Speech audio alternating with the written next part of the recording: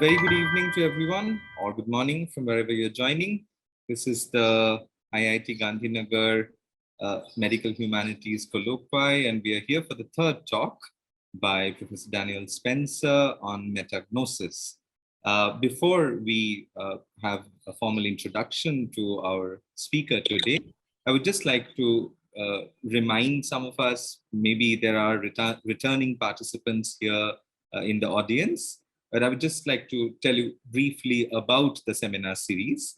So this colloquy initiated by HSS in IIT Gandhinagar is meant to open up dialogues between medicine, humanities, and literary and cultural studies by dwelling on their intersections that operate in the cultural field of medicine. It encourages discussions on trauma, suffering, loss, grief, recovery, coping mechanisms, transformed identities, and so on. And the presentations will cover various subdisciplines within medical humanities, such as medical theater. We had the first talk on that, medical sociology, clinical anthropology, psychoanalysis, and medical literature, broadly speaking. And the talks conducted by the field experts and leaders will encounter and accentuate the granular details of clinical communication, clinical care spaces, familial care, written and oral narratives of the patients, etc., that seldom get highlighted in the data-oriented clinical case studies. With that, I would now give floor to our co-convener, Swati Joshi, who is a doctoral student. By the way, I'm Arko Chattopadhyay. Some of the students inside will know me anyway, but nevertheless, and yeah, here you go, Swati. Please introduce Danielle and welcome aboard, Danielle. Thank you.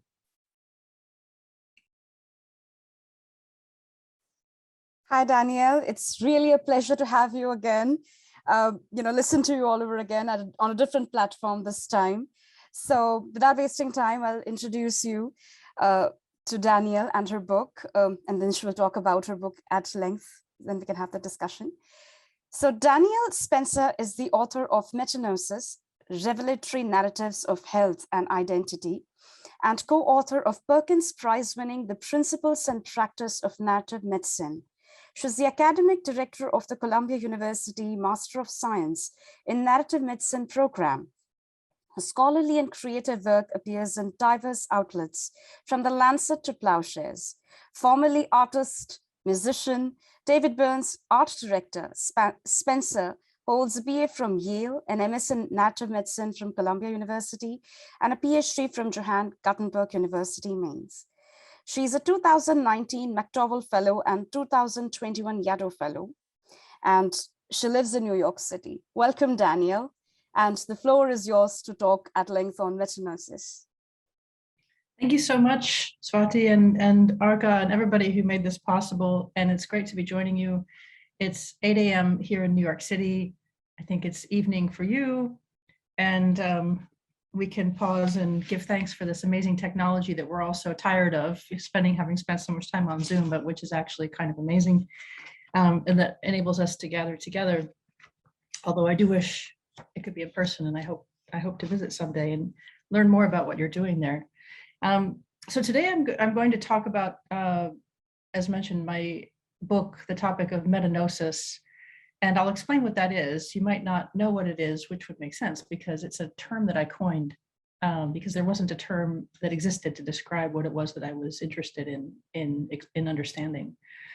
But let me just begin with a story, actually two brief stories. So the first is that prior to my work in narrative medicine, I was an art director for an artist and musician. His name is David Byrne. He was in the band Talking Heads, which some of you will remember. And right now he has a wonderful show on Broadway. But he's very much a polymath. He's also a visual artist and a writer and an editor, and he does everything. And we worked together for many years. And long story short, he had an experience where when people started talking about quote unquote Asperger Syndrome in the early 2000s, he informally self-diagnosed. There are many articles, Wired magazine and other outlets with quizzes that you could take to see if you met criteria for what was then called Asperger syndrome, which is now mild autism spectrum disorder. And he informally self-diagnosed. I'm only speaking about this because he's spoken about it publicly, so I won't go any further than that. And at the time, I was very struck by how the experience of having a retrospective diagnosis has its own qualities. It's very different from if something happens to you. Let's say you develop some kind of condition, whatever it is. A retrospective diagnosis, because these are conditions, Asperger Syndrome or conditions like ADHD or things that you would have had your whole life, gives you different kind of insight into who you are in the present, but also casts back over your past lived experience. And so you might then reevaluate one's childhood or entire past life in light of the diagnosis. But of course, the diagnosis is just one frame to understand experience, albeit a very powerful frame. At least in the US right now, the diagnosis is quite totalizing in many ways. So then skipping forward, I had an experience of this type myself, albeit with a very different kind of condition, which was that I learned in adulthood that I have and have had for my entire life a visual field defect, is what it's called. And I learned about it. It was just uncovered through routine testing. It was actually in the context that I was getting treated for a different eye condition. And it turned out that it was the result of a stroke that I had had probably around the time I was born. So it was never detected. So that also, once I was told about it, I thought back and I could think of other cases situations in my life in which that had affected me, but I didn't know about it at the time. So you see that both of these examples are united by some kind of revelation about oneself. Both can be construed as medical, right? But the former, the one with David, had more to do with the changing diagnostic criteria for autism. So when he was a child, mild autism spectrum disorder wasn't being diagnosed. I mean, Asperger, named after Hans Asperger, Asperger syndrome had been in the literature for a while, but it didn't enter the DSM until the 21st century. So, and then it exited again 13 years later. So conditions like that, mild autism spectrum disorders, ADHD, which has had significant diagnostic expansion in the US in recent decades, are ones where there are many adults now who often when their children are diagnosed, say with ADHD, might say, well, that's interesting. I was exactly the same way when I was my child's age, which means that I probably had it. Moreover, I still do have it. And so what do I do with this information now? And with these kinds of contested conditions where the diagnostic criteria are changing relatively rapidly, I think that in the US, this is a topic that we discuss when it comes to children. So we debate whether we're over-diagnosing, over-treating, for example, ADHD, or we over-medicating and so forth. That would be the stance of some people who would feel that we are, whereas other people might disagree, right? So it's a locus of cultural debate, but we don't pay so much attention to the adults for whom, I mean, perhaps it's less pressing because for a child, you have some kind of medical diagnosis of this sort, and then you have to decide how to respond, right? So they have educational challenges, or, and so the question of medication versus other kinds of treatment or versus doing nothing at all is a little bit more pressing, perhaps, right? But for an adult, more or less has found their place in the world and adapted or not adapted or whatever the case may be. It's a little bit different because then they can decide how to situate this information. For some people, these revelations are transformative. And for others, they don't really have that much effect because they are not really interested in the retrospective reevaluation of their lived experience. And it doesn't really change, how they're living in the present. So in my case, though, I was very bewildered by the revelation. I felt, even though my vision hadn't changed physically, I now had this knowledge. And I remember actually I had a very philosophical doctor, my internist, and I went in to see him and I said, but nothing's changed. You know, I'm the same as I was before, last week before I got this news. So why doesn't it feel that way? And his response to me was, well, consciousness is powerful, meaning, you have this knowledge now. So I felt very vulnerable because I was aware of everything that I wasn't seeing. And it took quite a while for me to adjust to that. But alongside that, I was very interested in how this experience was difficult to relate to other people. There seemed to be some kind of lacuna or narrative lack there, where when I tried to explain what had happened, the fact that the physical event itself, like the stroke, had happened when I was born many years ago, and nothing had changed physically, it didn't really make sense to people. So they would say, well, so what actually happened to you? And I couldn't really answer that to their satisfaction. It also didn't help that most people don't have any even rudimentary knowledge of the cognitive visual system. I mean, I too learned a lot about it in the course of this, but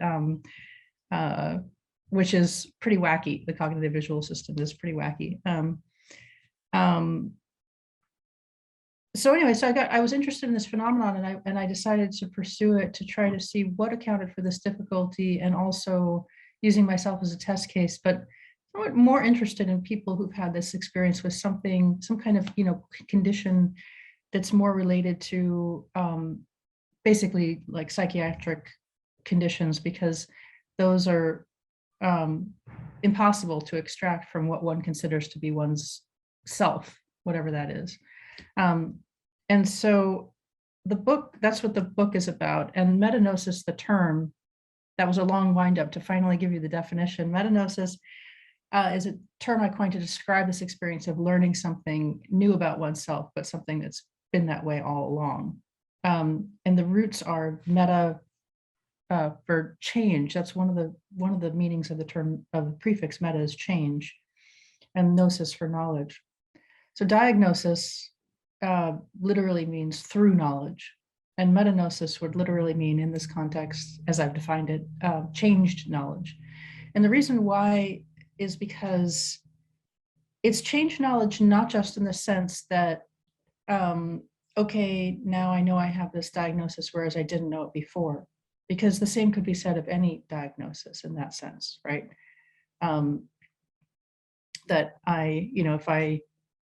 if I develop eczema and I go to the dermatologist and they tell me, oh, you have eczema, then I say, okay, now I have changed knowledge, because that's not quite the same. So what is the change that I'm referring to with metagnosis is that because one has been living with the condition and then only learns about it, not having been aware of it, then, and let me just add a qualification here. The idea is that you don't learn about it because you know that you have a problem. I mean, there are many people who have health issues who seek a diagnosis, often for many, many years. So let's say I have a pain in my shoulder and I go to the doctor and I try to find, I do try all these therapies and I try to find out what's wrong with my shoulder and how to treat it. So in that case, I know, it might still be an interesting case of, like, how does a diagnosis fit into that? But I know that I have a problem, right? I have the experience of illness, as Twaddle and Kleiman would call it, my shoulder hurts. And so then I go to the medical system and I seek recognition of my shoulder hurt, right? So in metagnosis, the idea is that you haven't had that experience. You might retrospectively realize it. So in my case, I didn't go to the ophthalmologist or the neurologist and say, I am having this visual problem. Can you tell me what it is? I just learned about it from one moment to the next. So the broader meta part of change that I'm referring to is also because of that abruptness, and because it's arising not because of one's lived somatic experience, it really subverts a lot of the designations that then follow from it. So in my case, I'm just an easy test case because I'm right here, so I can use it. In my case, I really struggled with the terms that would apply to me following this revelation. I remember thinking about the term impairment, which strictly speaking is what I have, even according to the social model of disability, right? Because I have a medical issue. I mean, it's documented there on the visual field charts and in the MRI and so forth. But I remember thinking to myself, if somebody had told me that I had an impairment, I would say, no, I don't, because I'm highly functional. I've adapted. It doesn't really impact me in terms of what I'm able to do in the world. But then at the same time, during that era, if somebody said to me, you don't have an impairment, I would say, well, yes, I do. And I would pull out the documentation. So the term didn't really seem to fit. And a lot of people who have metagnostic revelations of conditions like mild autism spectrum disorders. See, again, that's a term that that could be subverted by this kind of revelation.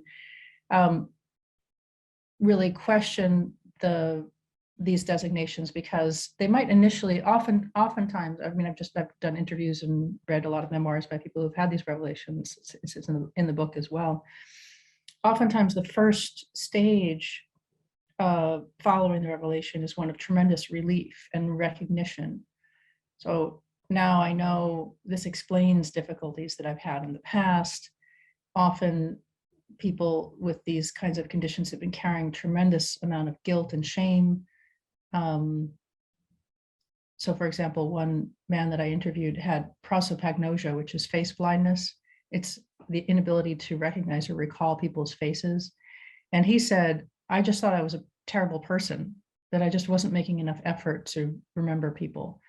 And so when he got the diagnosis, it was a balm for that, because he was able to let go of a certain amount of that guilt and shame, because he realized that he has a real, quote unquote, real condition. But it's complicated. And that's what I'm interested in, is the complications. So in that case, there's often then sadness that accompanies it as well, because just because you get a diagnosis or something like that doesn't mean that it goes away, right? And there's a recognition that one will always have that difficulty. And for conditions like autism spectrum disorder, I keep coming back to that, but it's a really interesting example.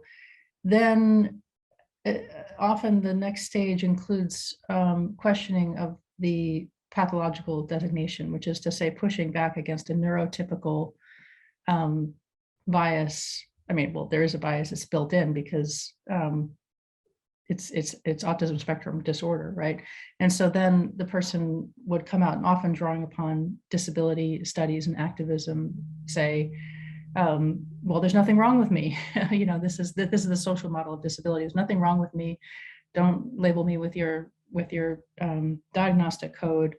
The only issues I have are that there's a neurotypical bias in my school or in my workplace or in the world, which should be more accommodating. And so, but that kind of reaction often accompanies the relief or whatever the other emotions are. It's often very, very mixed. And so that's really interesting to explore. And I do that in the book. There are other categories that it disrupts as well, but I just want to speak briefly, and then we can open it up, about one of the other perspectives that I take towards this topic in the book, and which I think is a lot of fun, which is to look at speculative fiction.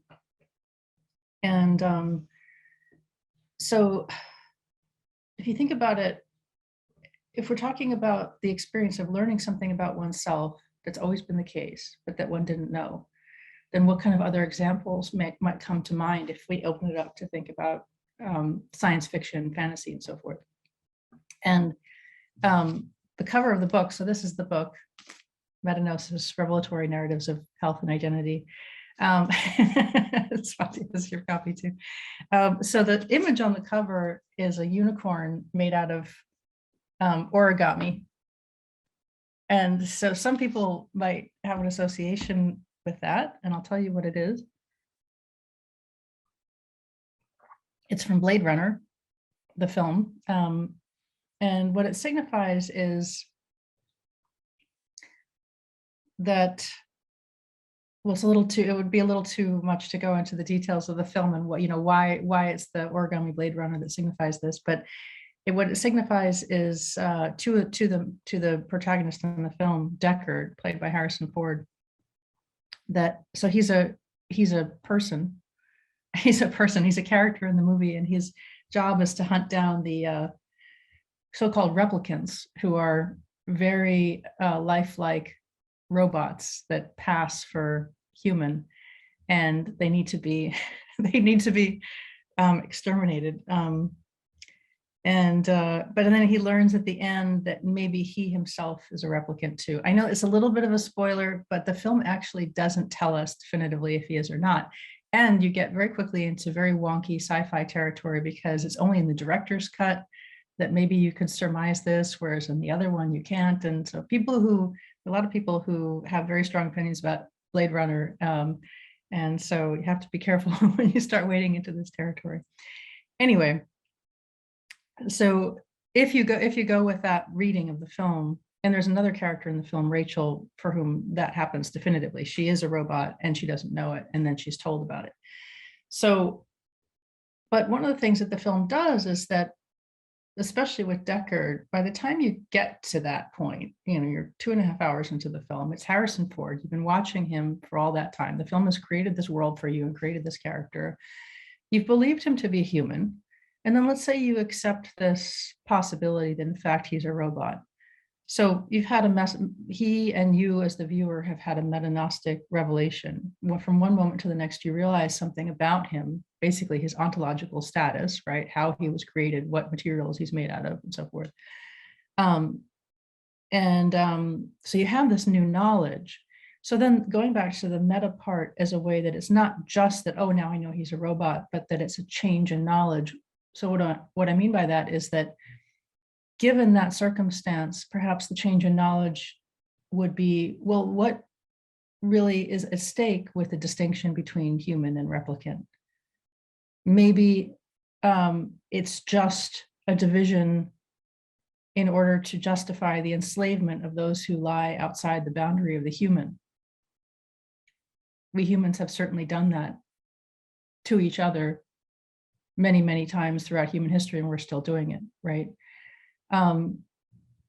And once you start poking at this question, well, what constitutes the human? It's extremely porous, right? And just think about how we would use the term humane or humanity, like somebody acts in a humane manner or with humanity. Well, that's really speaking not to a material substrate, an ontological designation, like that person is made out of flesh and blood and has certain physical characteristics and was born to other people who we consider to be humans. It's more so calling out an ethical substrate, right? That person acts in a certain way.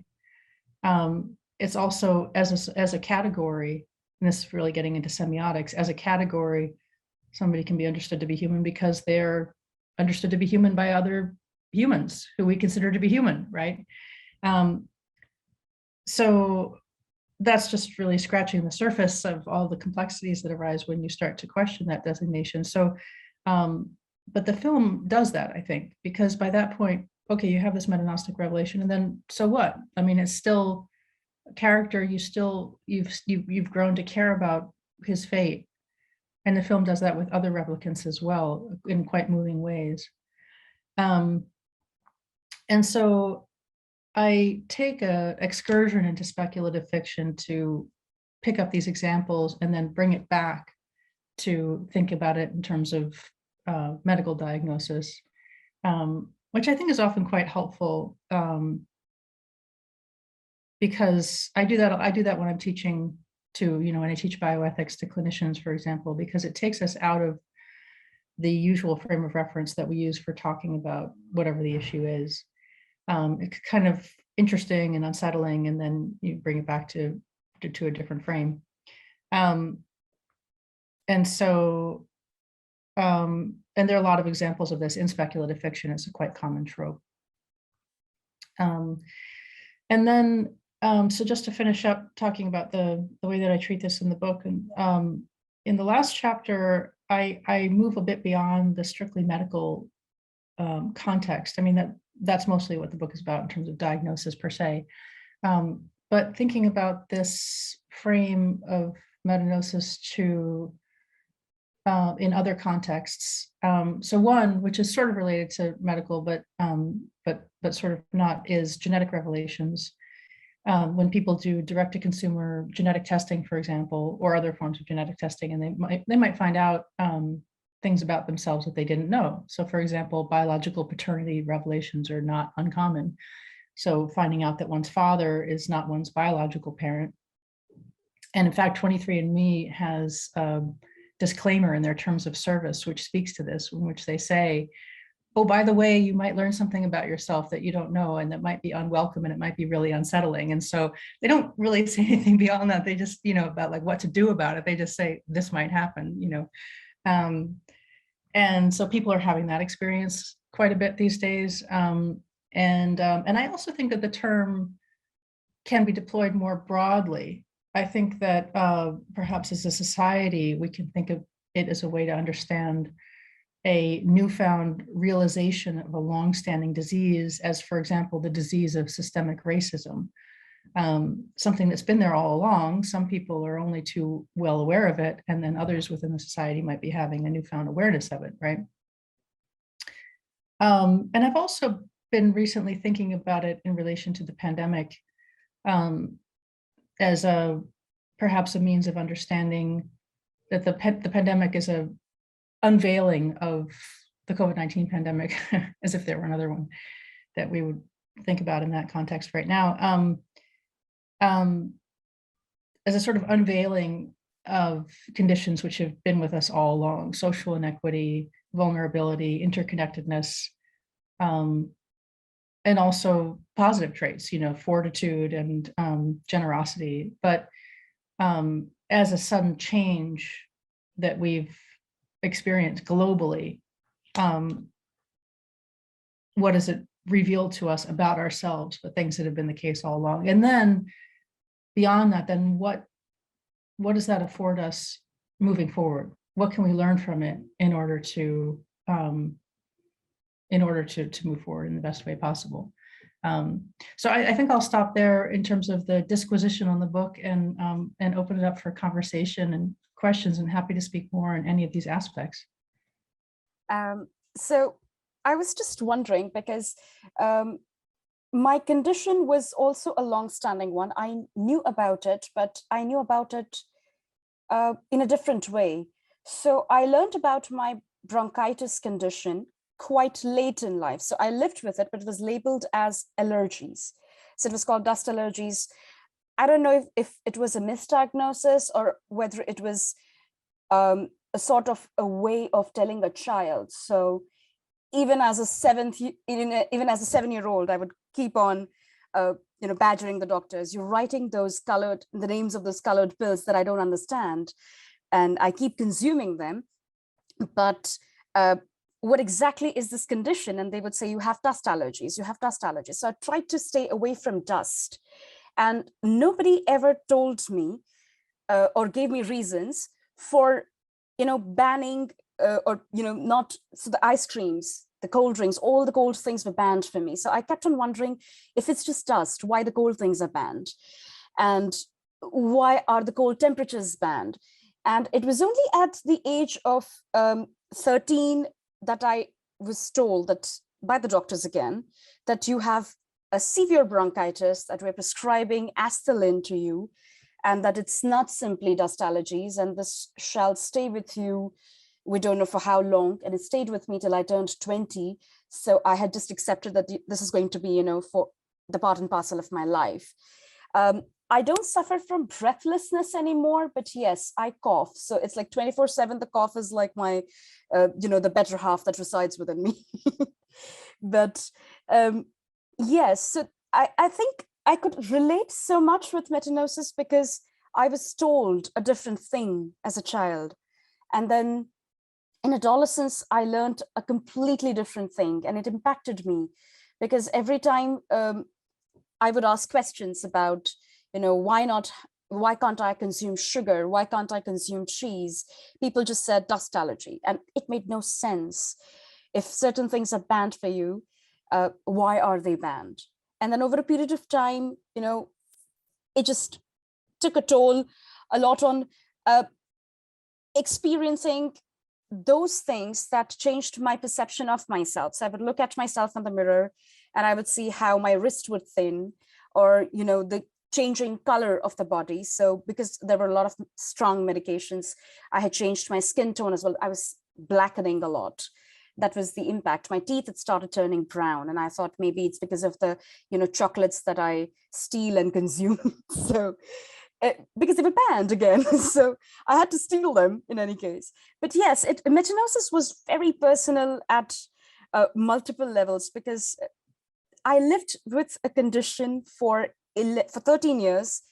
And for 13 years, I was told it was dust allergy. And then one fine morning, it was not dust allergy at all. It was something else. So it was a different kind of metagnosis. And I was just wondering about, certain kinds of knowledges that change the way we understand the terms like diagnosis, self-diagnosis, or no diagnosis for that matter. And I made a little chart. I was like, okay, fine. So the circles imbricate one another. So there's one circle that's self-diagnosis. There is one circle that imbricates in it, and it's, medicated diagnosis. And the third is non-diagnosis. The one that's common to all is metagnosis, the unknown that you talk about, that becomes known over a period of time.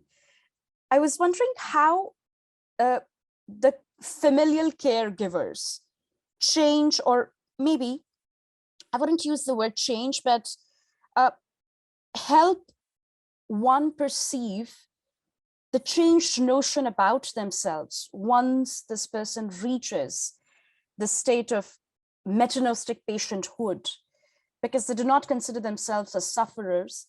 They do not consider themselves as patients. And then one fine morning, there is a new case history. So what is the role played by the familial caregivers in this regard? It's a tough job, it seems, because Well, yeah, no, it's an excellent question, but you've touched upon many really important aspects of it, which help us to elaborate the idea a bit more. So if I can back up a little bit. So first of all, so in your case, I mean, you knew that you had a medical condition, but what you were told wasn't what you were told later, right? So in a way, you also had a kind of a second order metagnostic experience, which is that at a certain age, you learned that you had been told something different before. And I would imagine that in and of itself was an important experience, to know that you had been told something that was different from what the actual diagnosis was, and then would have to assimilate that in terms of the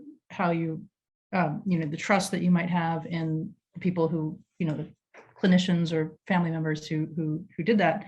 I'm not casting any judgment. I'm just, it would be a change that would then, that you would then have to interrogate, right? And you also experienced, so you knew that you had a condition, but then you learned that actually it was a different condition or something like that, right? So that really opens up an important avenue of metagnosis, which is that the examples that come to mind first are the ones where, oh, I learned that I had a condition where I didn't know that I had one at all before, right? Those are the examples that I've given. But it can happen in reverse too. So, the Asperger Syndrome example, to go back to that entered the Diagnostic and Statistical Manual, the psychiatric manual in the US in the year 2000.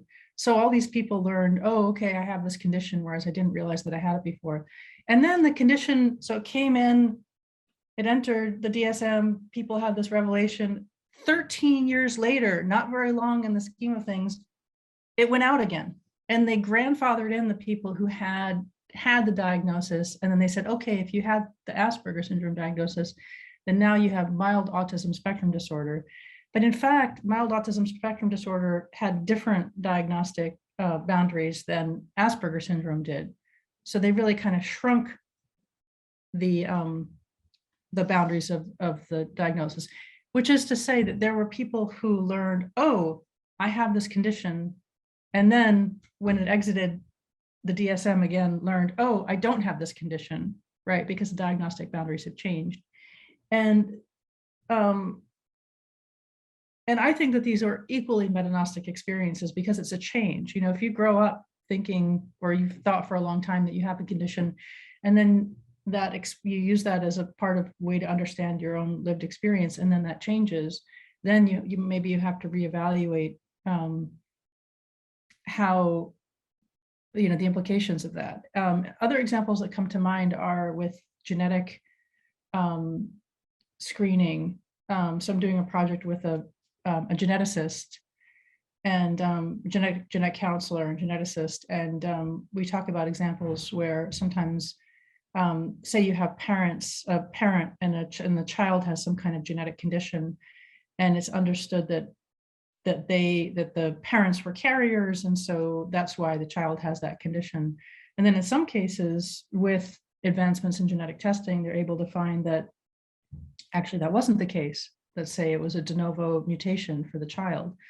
And so the parents might have been feeling tremendous guilt, whether it's, you know, well-founded or not. Parent that's going to, you know, feel tremendous guilt at having, you know, passed along this mutation to their child, who then has some kind of severe genetic condition as a result. And so then they learn, oh, actually, I didn't do that, right?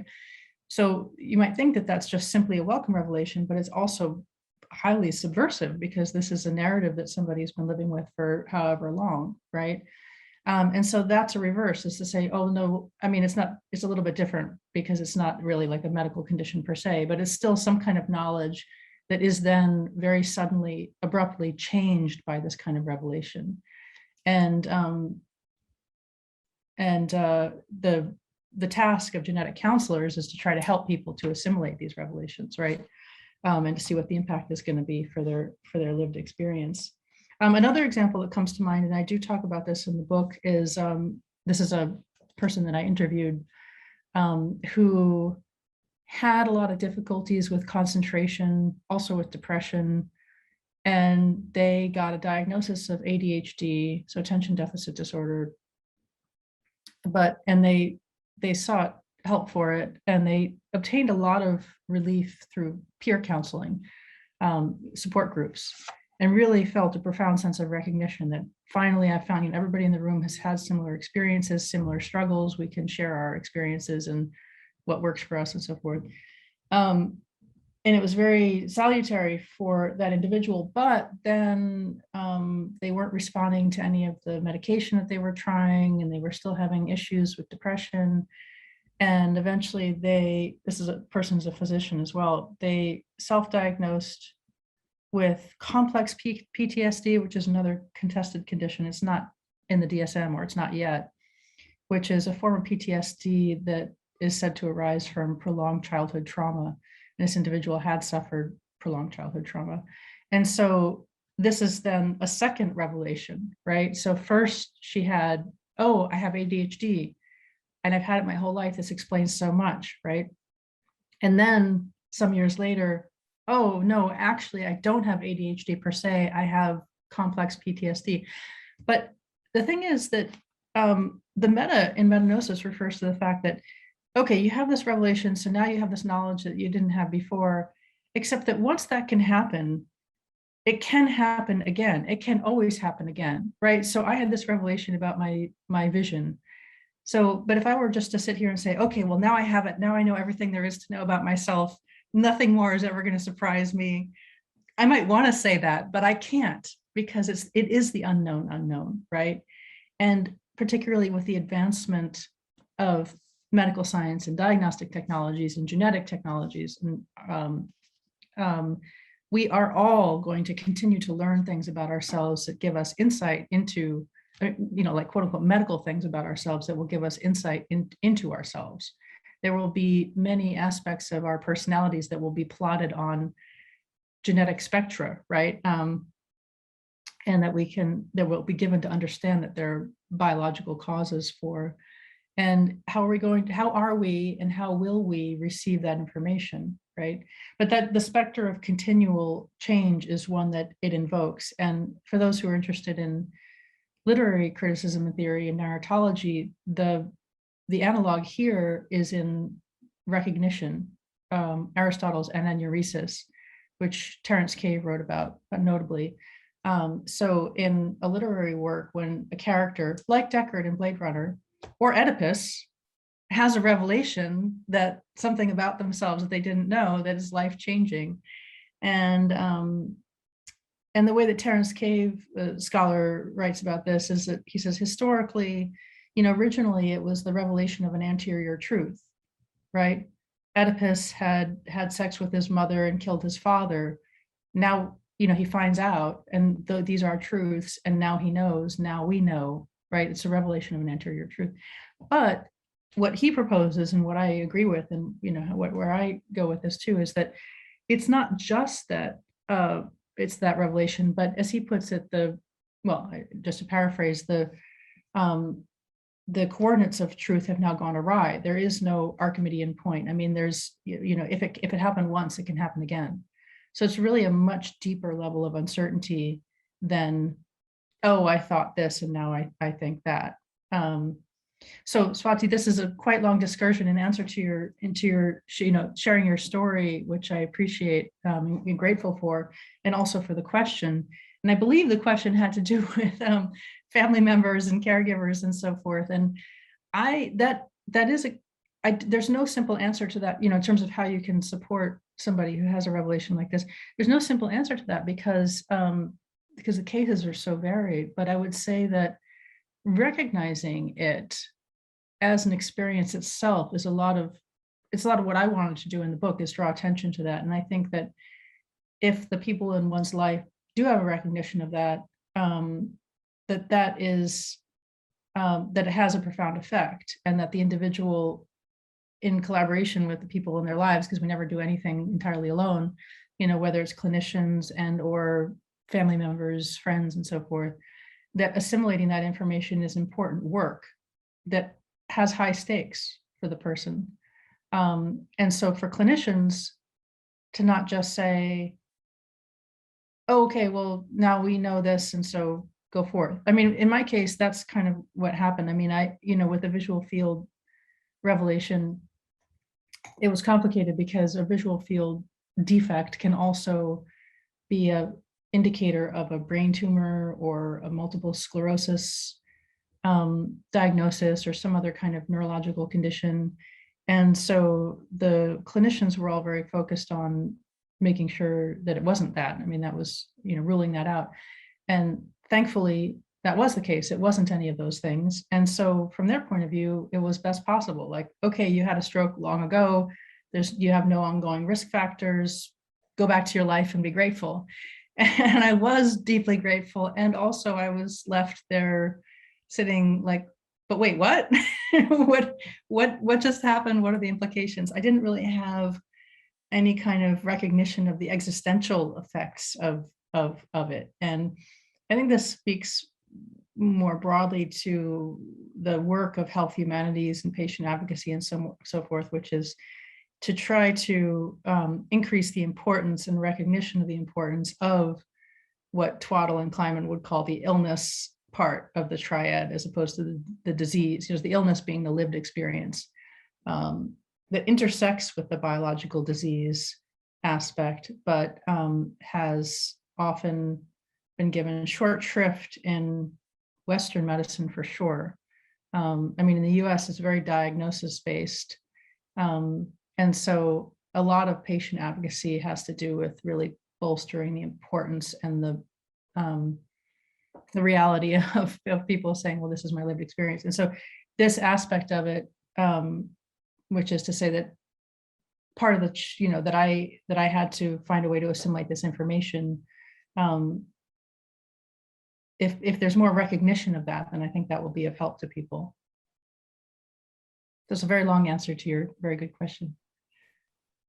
Thank you, Dan. Swati, I was wondering if we could other people could ask questions. No, definitely. Right. I do have a couple of questions, but I'll wait on just a little bit to see if others want to ask a question at this point. If we don't have a question at this point, I might as well try articulating my questions. Is there a question from the floor at this stage? Okay, maybe as they formulate their questions, let me ask Danielle a couple of questions. I mean, one of them you've already sort of responded to in a certain sense, and it's interesting that you mentioned Aristotle. I was also thinking about the epistemological stakes of fiction, and of course, anagnorisis would have come into my mind. I was also thinking of the idea of epiphany, which is not necessarily a realization about oneself. It might come from the other. It might come from a certain experience which doesn't necessarily teach us something about ourselves, but maybe about something else, about a situation, about the past, without necessarily that past being about the self. So, I mean, when we map this particular category, the taxonomic category, and to correct myself, without the G, metagnosis, when we map it onto fiction, as you said, in the book, you also go beyond the medical, so to speak, to talk about the epistemological possibilities of this category vis-a-vis, I'm guessing, narratology. Since I haven't read the book, my apologies, this might come across as a slightly weird question, but I was just wondering if you could talk a little bit more about this epistemological and narratological aspect of metagnosis in relation to speculative fiction that goes beyond the medical taxonomy, so to speak. So that's one question I had. The second is a slightly different question, if I could put them together, and you could then answer the way you like. What we see in a lot of literature, like literary texts that refer to medical processes or witness medical processes, is, let's say, the patient's somewhat violent reaction to these diagnostic categories. And this might be more of a comment than a question, but I'm guessing you will have something to respond to this comment. What struck me as quite interesting about the category that you're proposing is that it creates a certain kind of agency, and this is not exactly a taxonomic term or a diagnostic term that is thrown upon me, which is quite often what the patient feels like when a diagnostic category is sort of thrust upon them, which is not to say they don't have that condition, but it's like a burden. It's almost like a bullet, and they often react quite violently to that. And the violence, I suppose, lies in being reduced to a certain medical condition, and that reaction is something that literature often records on the side of the patient, so to speak. So I'm kind of wondering, on the one hand, the comment part of it is that I think metagnosis turns the table there and gives more agency to the patient, so to speak. There's an element of, it's not self-diagnosis, but at least there's an element of owning up, so to speak, more than that sort of category of, or more than that reaction of rejection. There's a sort of an owning up instead of a rejection. And I'm just wondering, I'm sure you'd have something to say to this comment. So these are the two things I wanted to say. Thank you. Yes, the aspect of restoring agency is one that's crucial, I think. I mean, that ultimately is my goal with the project. The last chapter of the book is called Freedom. And I'm interested, I guess I'm interested in this particular phenomenon. I experienced it. I think other people have experienced it. It will be helpful to have more recognition of it. But I think of it also as a kind of a wedge. Ultimately, I'm interested in disrupting the power of diagnosis to, as you just put it, that when people receive a diagnosis, that it's kind of flattening. I mean, biomedical authority is so powerful that people can really feel defined by a diagnosis, particularly a psychiatric diagnosis, in complex ways.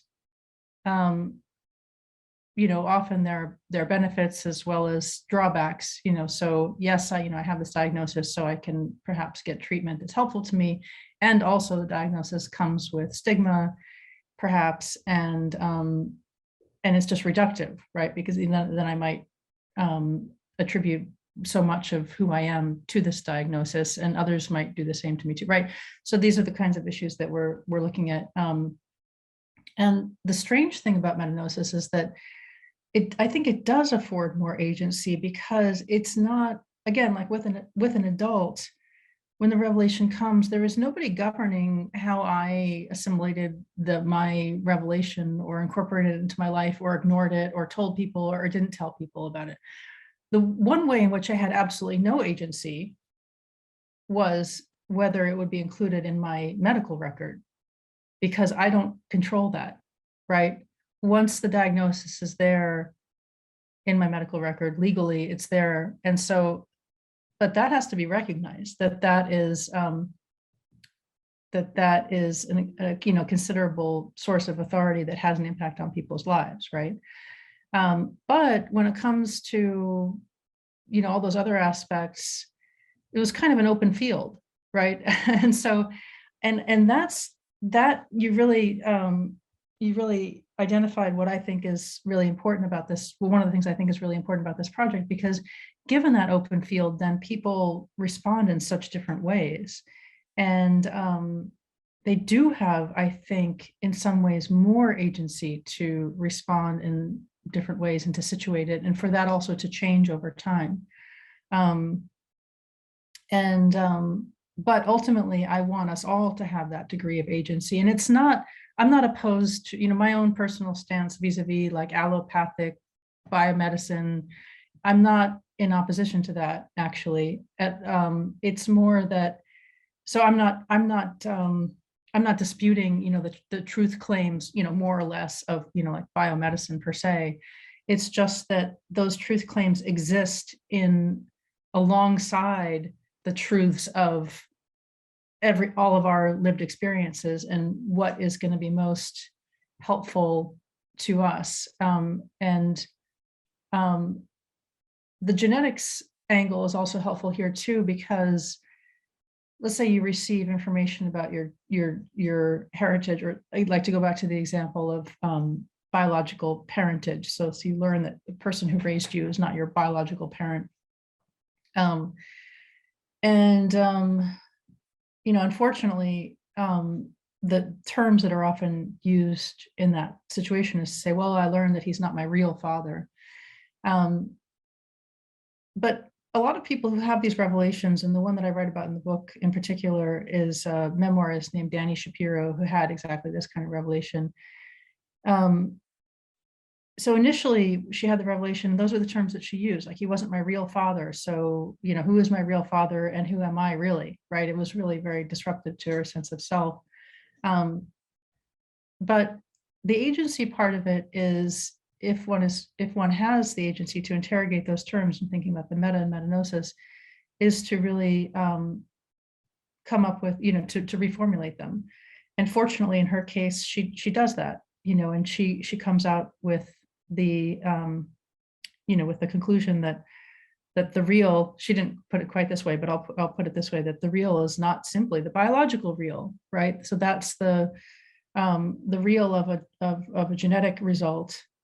We can accept it. We can say, whatever. So for whatever it is, whether it's a genetic revelation about biological parentage, or it's a revelation of a medical condition, and also that doesn't simply define the real, and that exists alongside social constructions and lived experience and so forth. And so in her case, she realized that her real father was the one who raised her, the one who, as she put it, loved me into being. What is more real than that, right? So I think because this is sort of a quirky, it seems like an outlier event to have this kind of retrospective revelation, although it's much more frequent than you might imagine, as I've learned since I've been working on this project, and many people have told me about their own experiences. But I think it opens up the negotiation of these different realms. And ultimately, I would like for all people to feel agency in terms of situating the implications of a particular diagnosis or genetic revelation. I don't think I spoke to your other questions so much in my answer, but hopefully that's helpful. Thank you so much, Daniel. So questions, comments from the floor, from the audience members?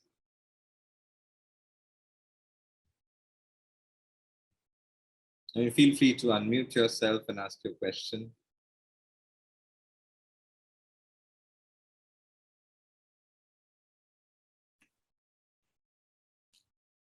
Hello. I just was really, I'm really in awe of your talk actually. So it'll take me a couple of minutes for all of it to settle in, and this discussion has been awesome too. So thank you so much. Just a couple of things that sort of quickly, hit me when I was listening to the previous speakers and you talking. So the discussants rather. And the thing is, if metagnosis is an event that, could recur in one's life, and it could recur due to different kinds of, possibly different kinds of triggers, or, let's say the first trigger would be disability, the second could be gender related.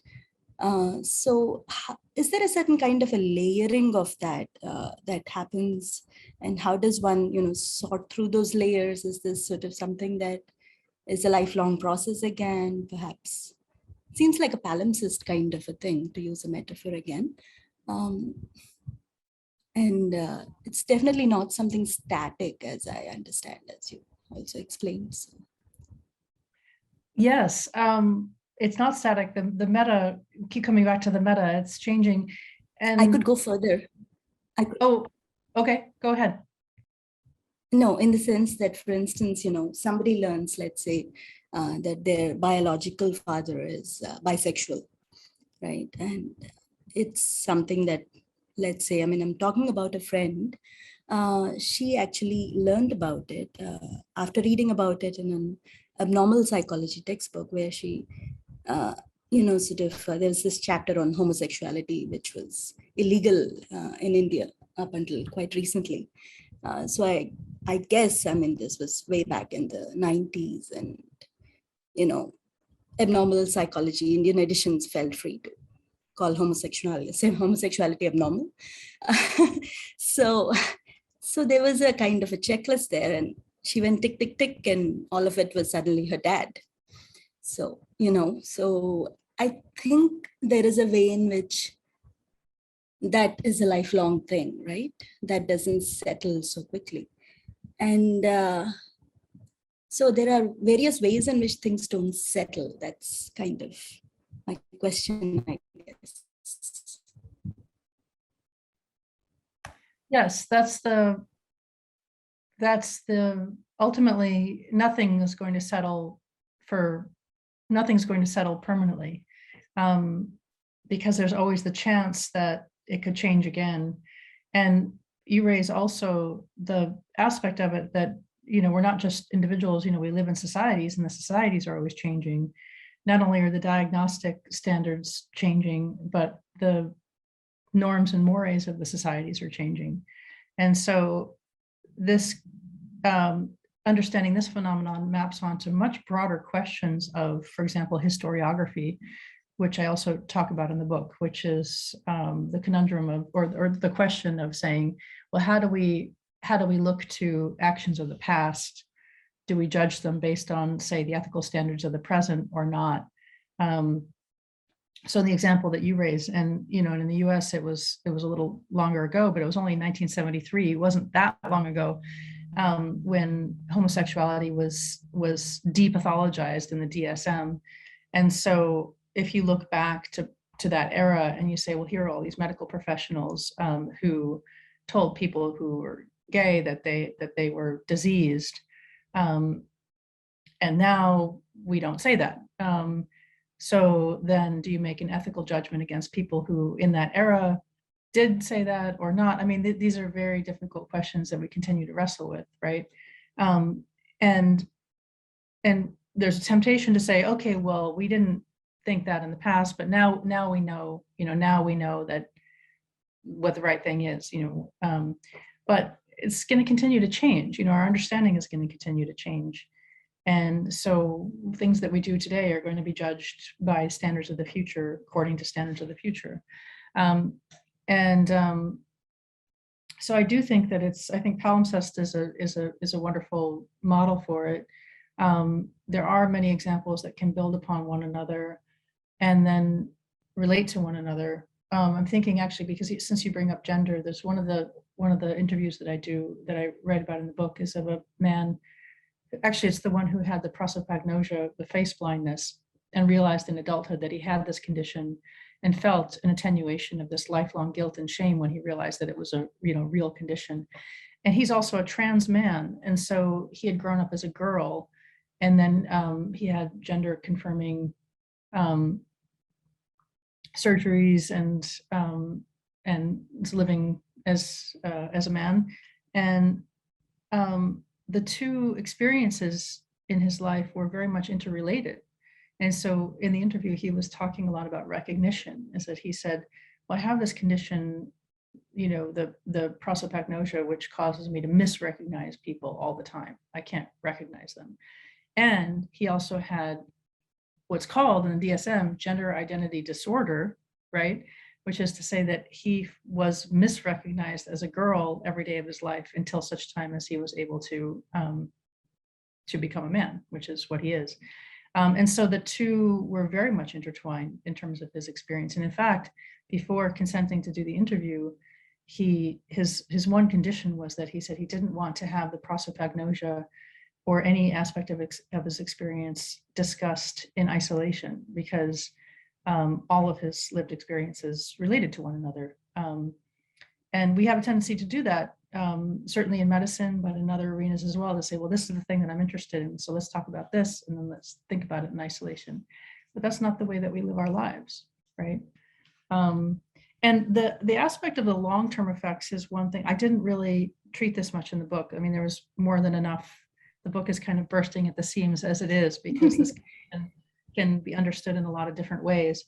But I think that the long-term sequelae are interesting, because when people have the revelation, then they have a certain reaction in the time immediately following that. But it is a really interesting question to think about, then how does that play out longitudinally? So like in my case, it took me about 2 years to kind of become accustomed to the knowledge that I have this visual field defect, but it's still with me. It's still continuing to evolve. So I think that would be an interesting project to look at that as well. Thank you for the question. Thank you. Thank you. Just aware of time. So do we have a final question? I guess I have a question from Orko's dad. I was just wondering if he wants to unmute and ask himself, or should I read out? I mean, any way he's comfortable. Maybe you could read it out. Okay.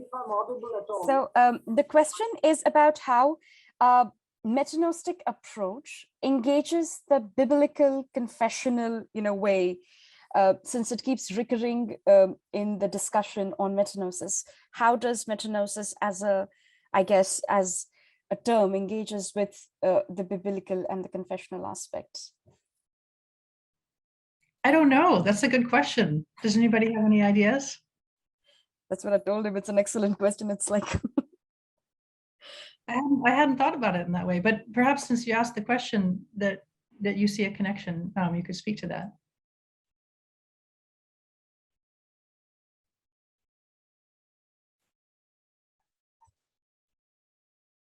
There might be an audio issue on. Oh, okay. I'm not sure. No, I don't think I'm audible at all. Yeah, I mean, you're very faintly Yeah, audible, to me at least. I'm not I sure. have written down the question, addressed it to the host. Might be some problem with the microphone. Might be. I can hear you though. Can you hear me? Yeah. Yes. If you want to add something, please go ahead. Yeah. No, this is a very great question, because I'm not much conversant with this kind of studies. But since that word revelation, vision, these are highly having some traditional Christian biblical connotations. So I would like to know if you have anything in mind with regard to this correlation between the kind of process you were talking about in respect of illness and all that. Do these processes have any kind of connection anywhere with this very age-old Christian biblical confessional system like that? I think I heard part of that. So, but I'll just, in the interest of time, try to respond. Audible, I- or I can make my question understandable to you at this level, but still, I am not really looking for a clear-cut answer, but still, this is my simple and a very lay question, I should say. But still, I would like to know if there is any kind of religious mysticism involved in the entire metagnostic approach. I believe there is an element of the mystical in this entire metagnostic process, which goes beyond the diagnostic. Once you step over that meta, you go beyond, and the beyond is not very clearly known to us in clinical terms, in medical terms. The beyond is still beyond. And if you try to approach that beyond, I believe somewhere some kind of religiousness, spirituality, and all that step into this kind of process. Might be, I'm not very sure. I think I caught part of that. It speaks to the unknown part, there being some kind, right? Okay. So, when you come back, I might be having some kind of answer, if at all, on this particular issue. right. Well, Conventional technique has long been recognized as part of the diagnostic and curative. And if your metagnostic approach is reinventing or relocating that kind of age-old holistic biblical tradition, so to say, the spiritual tradition, the mystical one, into the domain of clinicism, that is what I need to say. If there is any touch point somewhere,